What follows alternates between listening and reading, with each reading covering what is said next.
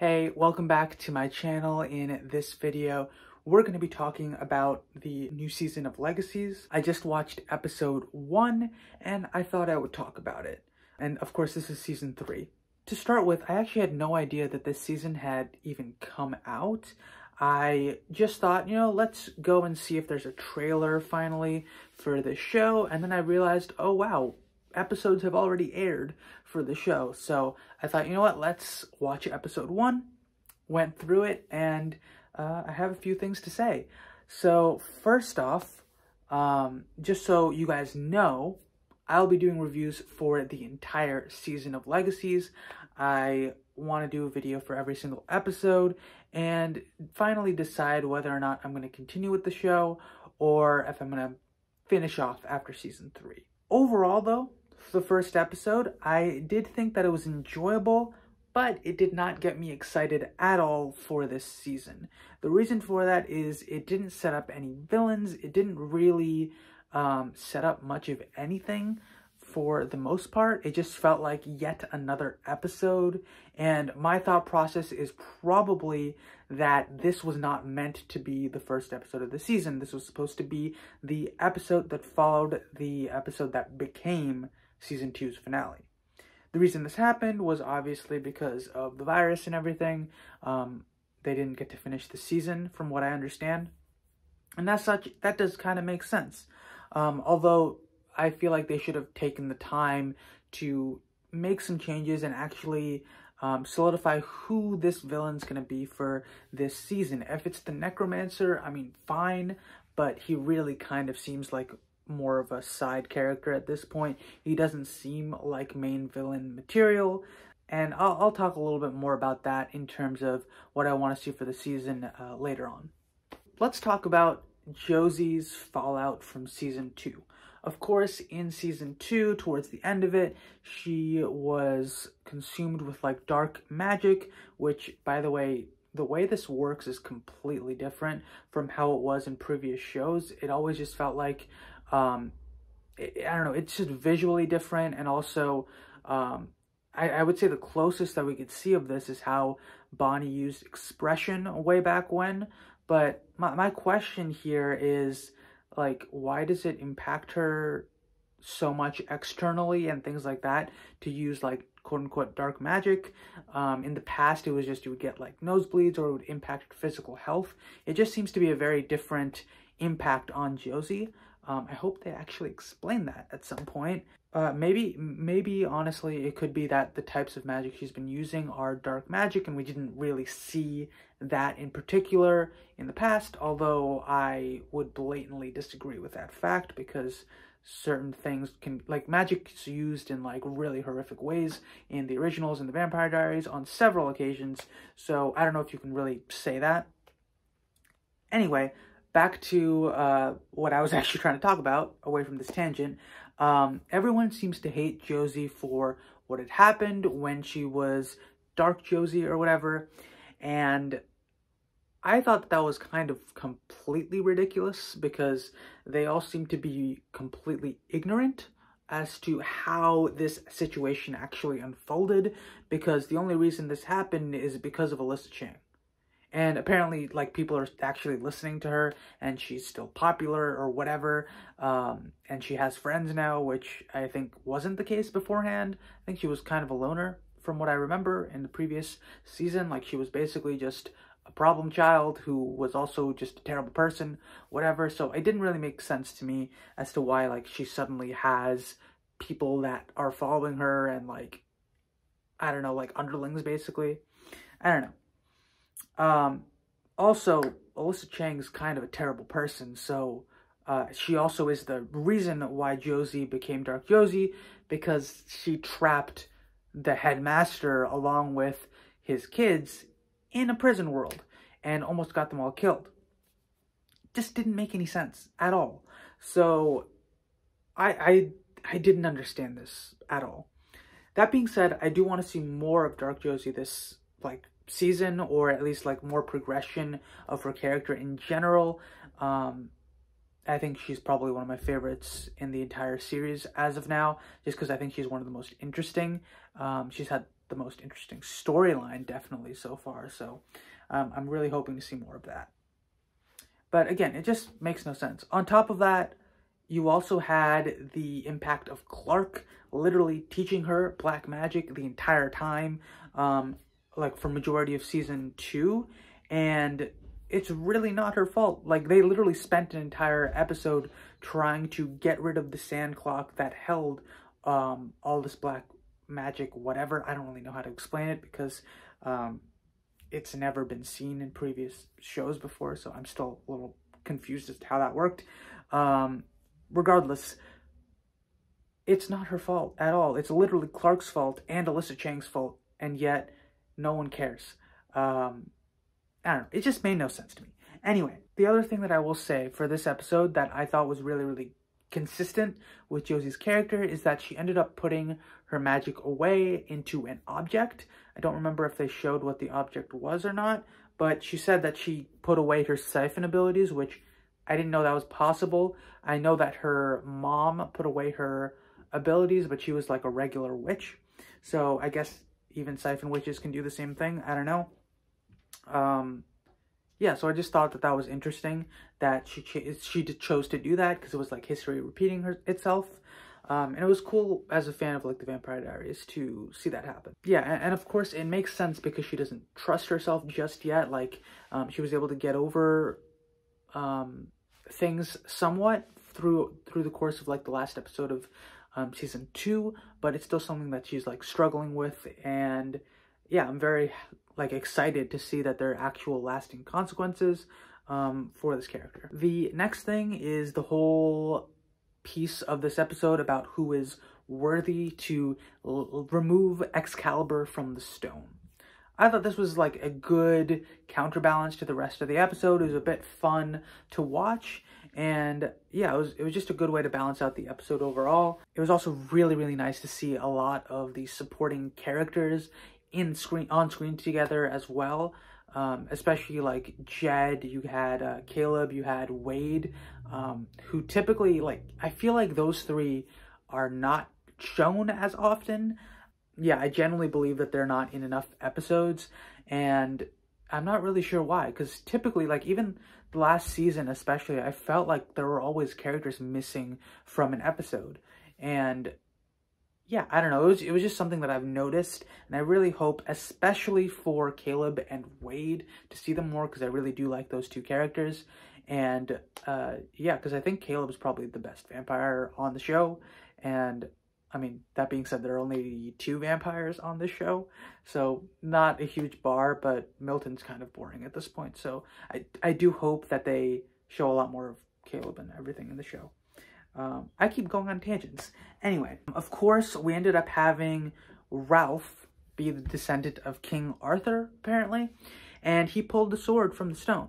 I thought this was really, really cool. I knew that last season they were trying to do something with his whole bloodline thing being important or whatever.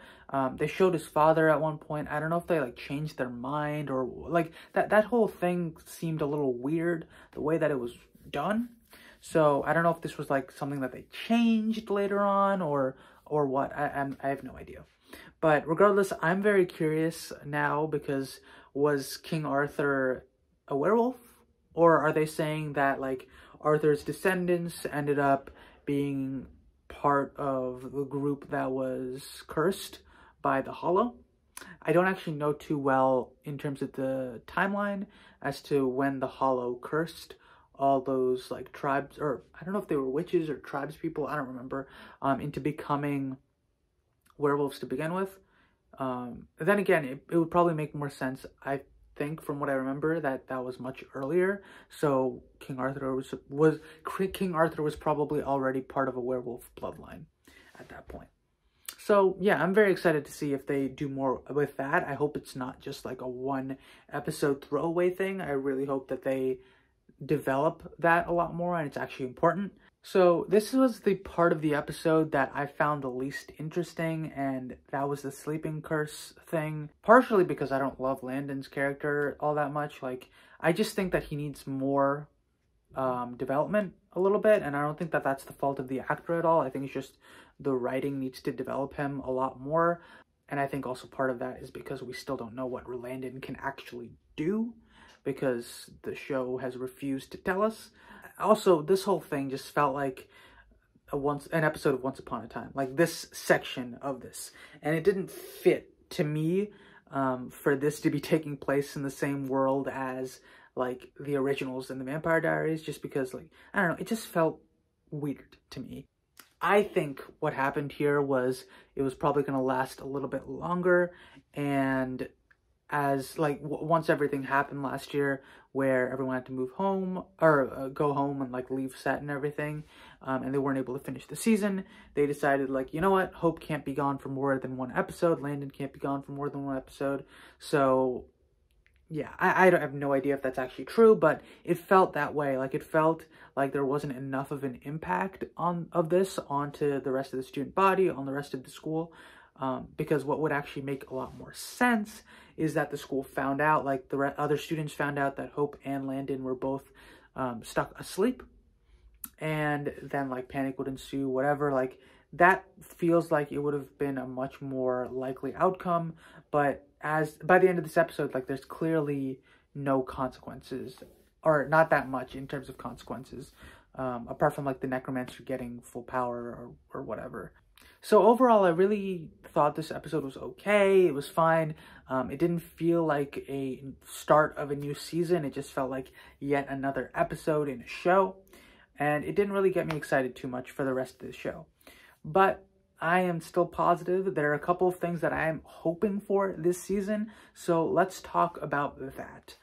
First, defeat Malivore already, please. Like, just like do it in like a couple episodes, because at this point I'm just bored out of my mind with these like freak of the week type of deals. This reminds me of like early 2000s watching Smallville.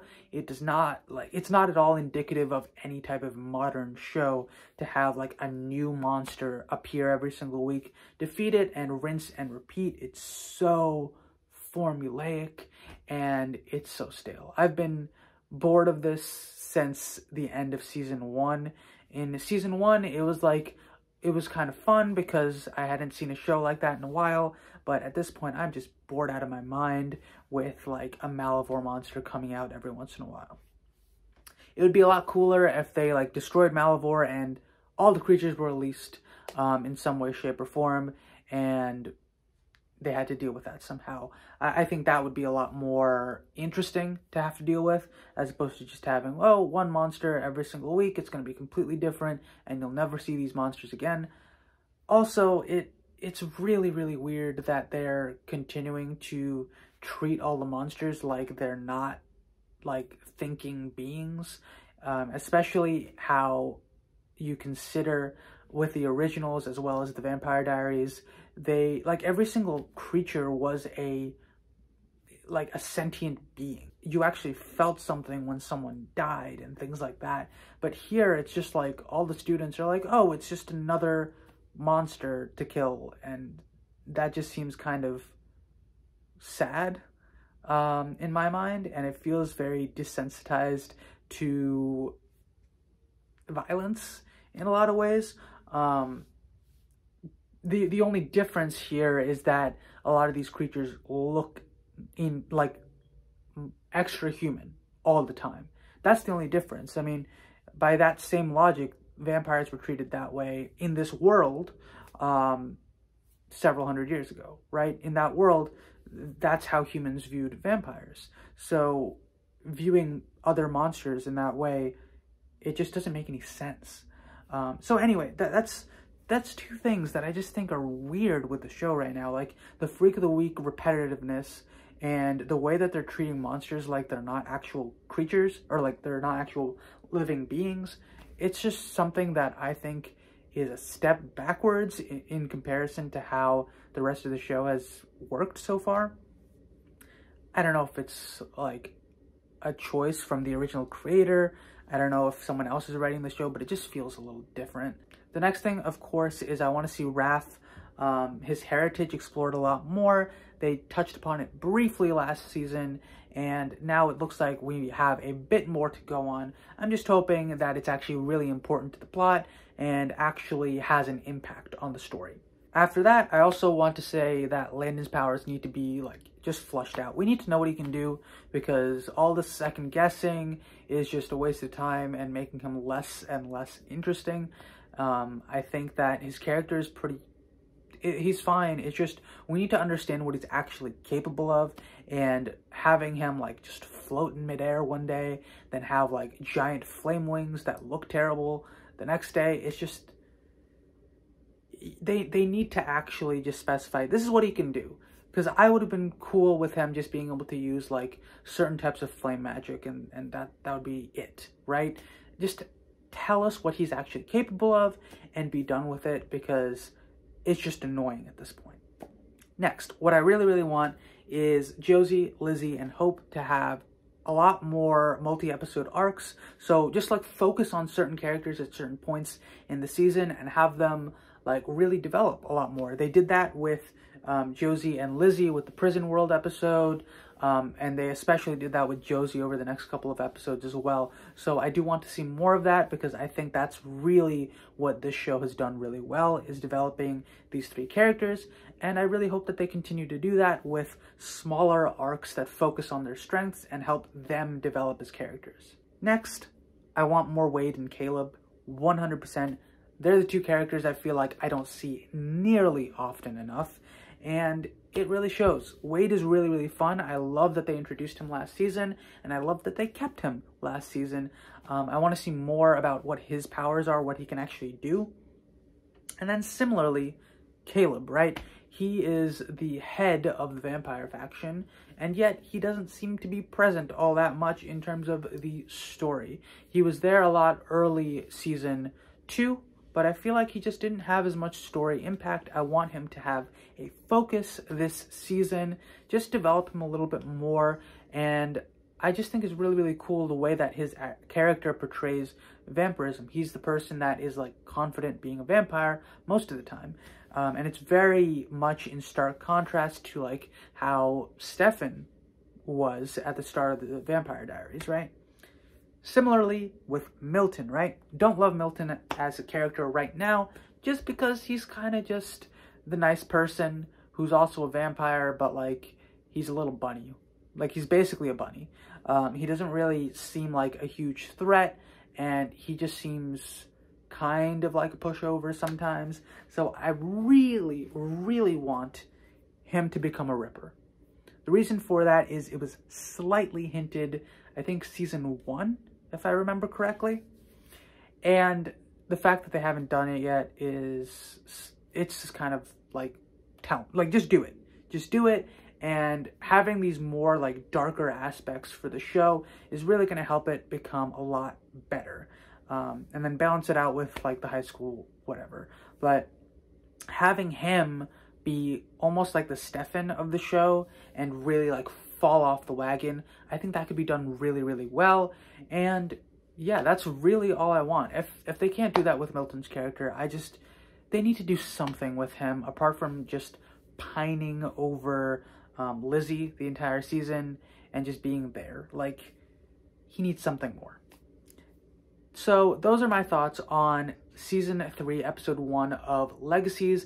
Let me know your thoughts in the comments below. Did you enjoy this episode? Did you agree with anything that I'm hoping for this season?